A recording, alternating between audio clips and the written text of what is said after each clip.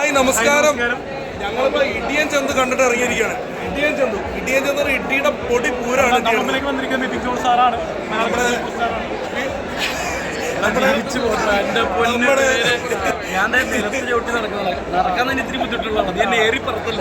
നമ്മുടെ കൃഷ്ണന്റെ ഗംഭീര പെർഫോമൻസ്. വെടിക്കെട്ട് എന്ന് പറഞ്ഞാൽ ഞങ്ങളുടെ ചങ്കിന്റെ വെടിക്കെട്ട് സിനിമയ്ക്ക് ശേഷം, കള്ളന് പോകുന്നതിന് ശേഷം, അതുപോലെ മാർഗംകളി എന്ന സിനിമയ്ക്ക് ശേഷം നമ്മുടെ ശ്രീജു സാറിന്റെ ഒരു തിരിച്ചുവരവുള്ള സിനിമയാണ് ഇടിയൻ ചന്ത്. പിന്നെ കട്ടപ്പനയ്ക്ക് ശേഷം നമ്മുടെ വിഷ്ണു കൃഷ്ണന്റെ മികച്ച അഭിനയ പ്രാധാന്യമുള്ള സിനിമയാണ്. പിന്നെ ഇതിനകത്ത് ഇടി മാത്രമല്ല, ഒരു സന്ദേശമുണ്ട്. ലഹരിയാണ് കോളേജിലും സ്കൂളിൽ ലഹരി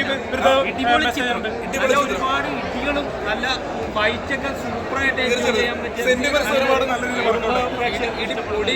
പറക്കാണ്. പിന്നെ വേറെ കാര്യങ്ങൾ ഒരുപാട് കഷ്ടപ്പെടുന്നുണ്ട് വിഷ്ണുവിനകത്ത്. കാരണം സ്റ്റണ്ട് ചെയ്യുമ്പോൾ തന്നെ ഒരുപാട് പരിക്കുകൾ അദ്ദേഹത്തിന്. കാരണം എന്തെങ്കിലും കഷ്ടപ്പെട്ട് നല്ല ഫൈറ്റ് നമ്മൾ ജനങ്ങൾ ആസ്വദിക്കുന്ന.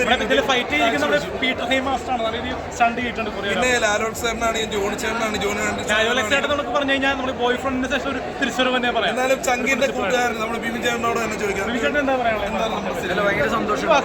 അല്ല ഭയങ്കര സന്തോഷമുണ്ട്. ഞാൻ എല്ലാവർക്കും ഇപ്പോൾ ഓൾറെഡി കൊടുത്തു. അടിപൊളി പടം. തിയേറ്ററിൽ വന്ന് എല്ലാവരും കാണുക. തിയേറ്റർ എക്സ്പീരിയൻസ് പടം. മെസ്സേജ് പടം കണ്ടിട്ട് മനസ്സിലാവുള്ളൂ. അത് നല്ലൊരു സന്ദേശമാണ്. കാരണം ഫാമിലിയായിട്ട് വന്ന് കാണുക. അത് നല്ലൊരു സന്ദേശമാണ് പടം. കാരണം ലഹരി ഇന്ന് അതിനെതിരെ തുറന്നു കാണിച്ചിരിക്കുകയാണ് ശ്രീജു. നല്ലൊരു മെസ്സേജ്. പുതിയൊരു സിനിമ ഇറങ്ങാൻ പോവാം.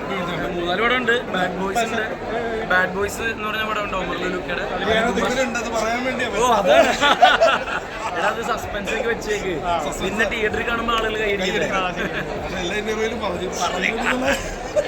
എന്തായാലും നന്നായി. ഓക്കെ, എല്ലാവരും വരിക തിയേറ്ററിൽ.